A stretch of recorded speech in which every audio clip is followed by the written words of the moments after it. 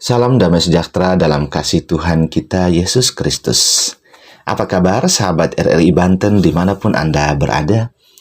Semoga di hari Jumat yang penuh rahmat ini, Anda semua senantiasa dalam keadaan sehat dan penuh sukacita. Senang sekali saya, Crispianus Telilo, kembali hadir menyapa Anda dalam program Mimbar Agama Katolik.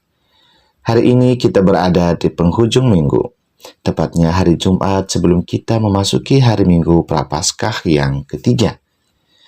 Dalam hitungan hari, kita akan bersama-sama mendengarkan kisah luar biasa tentang perjumpaan Yesus dengan perempuan Samaria di pinggir sumur Yakub. Mari kita gunakan waktu sejenak di hari Jumat ini untuk mencuri start batin, mempersiapkan hati kita sebelum merayakannya di hari Minggu nanti. Sahabat terkasih, mari kita bayangkan suasana di sumur Yakub pada saat itu. Matahari tepat di atas kepala, panas terik menyengat. Mungkin persis sama seperti panasnya cuaca di jalanan Banten ketika musim panas. Di saat lelah dan haus dalam perjalanan, Yesus duduk di pinggir sumur. Lalu datanglah seorang perempuan Samaria. Secara aturan sosial pada waktu itu, mereka ini berseberangan. Orang Yahudi tidak bergaul dengan orang Samaria. Laki-laki tidak biasa menyapa perempuan asing di tempat umum. Tetapi Yesus melakukan sesuatu yang mendobrak batas. Beliau menyapa dengan lembut, "Berilah aku minum." Kalimat ini pendek, tapi maknanya dalam.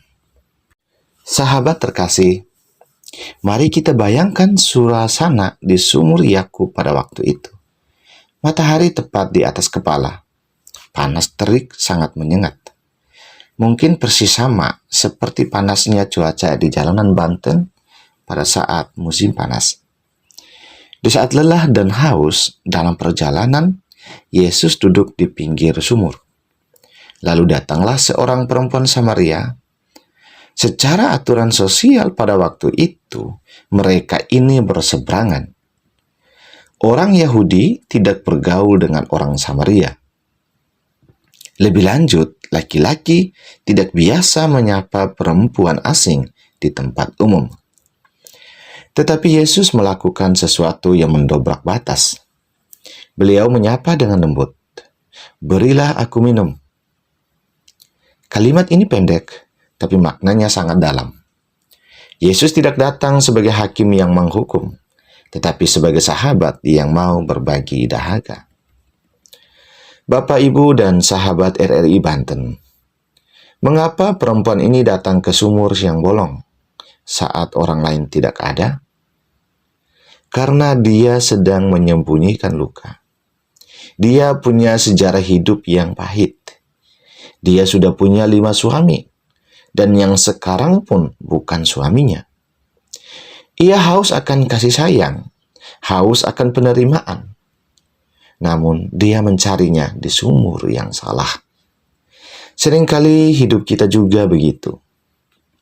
Di hari Jumat yang lelah ini, mungkin kita merasa haus. Haus akan ketenangan dalam rumah tangga, haus akan kecukupan ekonomi, atau haus akan pengakuan orang lain. Kita mencoba memuaskan dahaga itu dengan kesibukan yang berlebihan, gadget yang tak lepas dari tangan, atau mungkin dengan mengeluh terus-menerus. Tapi anehnya, ketika semua itu kita lakukan, hati kita tetap merasa kering. Kepada perempuan itu dan kepada kita semua pendengar setia RRI Banten, Yesus menawarkan air hidup. Air yang jika kita minum, kita tidak akan haus lagi. Air hidup itu adalah kehadiran Tuhan yang mengisi lubang di hati kita yang tak bisa diisi oleh harta maupun manusia. Sahabat RRI Banten, di sisa hari Jumat ini dan menyongsong hari Minggu nanti, mari kita berefleksi sejenak. Apa tempayan yang masih kita jinjing sampai saat ini? Apakah itu rasa benci yang belum kunjung padam? Apakah itu rasa bersalah atas masa lalu yang terus menghantui? Atau apakah itu kekecemasan atas masa depan yang belum tentu? Perempuan Samaria itu akhirnya meninggalkan tempayannya itu. Ia melepaskan beban lamanya untuk mewartakan sukacita. Yesus tidak melihat siapa dia di masa lalu, tetapi Yesus melihat siapa dia di masa depan. Maka mari kita persiapkan diri untuk menyongsong Ekaristi pada hari Minggu nanti. Datanglah ke gereja bukan sebagai rutinitas, tapi datanglah sebagai orang yang haus akan kasih Tuhan. Biarkan Yesus menyapa Anda di sumur kehidupan Anda masing-masing.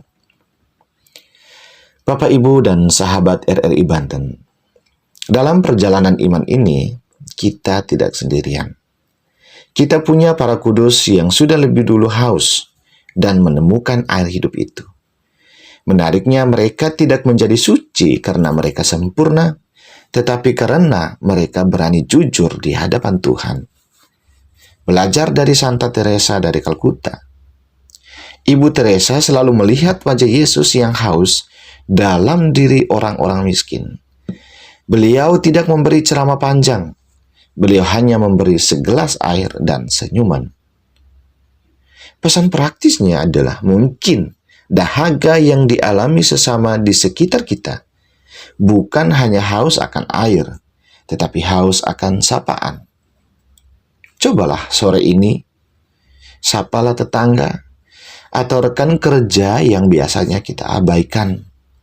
Satu senyuman tulus adalah air hidup bagi jiwa yang kesepian. Belajar dari Santo Fransiskus dari Assisi. Beliau meninggalkan kemewahannya, meninggalkan tempayannya untuk menemukan Tuhan dalam kesederhanaan. Latihan kecil yang bisa kita lakukan adalah mari kita coba puasa mengeluh hari ini. Saat sesuatu tidak sesuai dengan keinginan, mari kita ganti keluhan dengan doa pendek. Mungkin sependek ini, Tuhan, jadikanlah aku pembawa damai-Mu.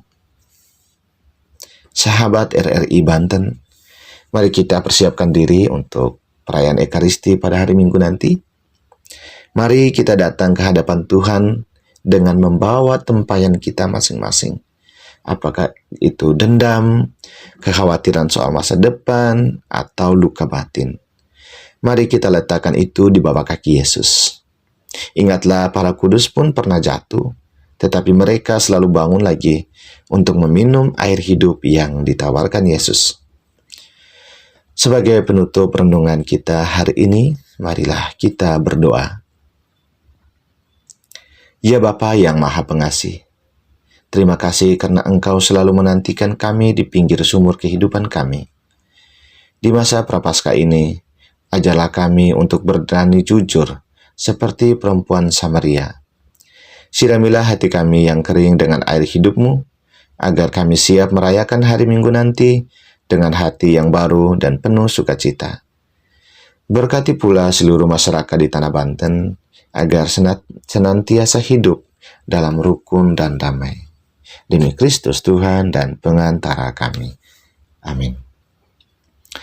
Terima kasih atas kebersamaan Anda, Bapak Ibu sahabat RRI Banten. Tetaplah menjadi saluran berkat dimanapun Anda berada.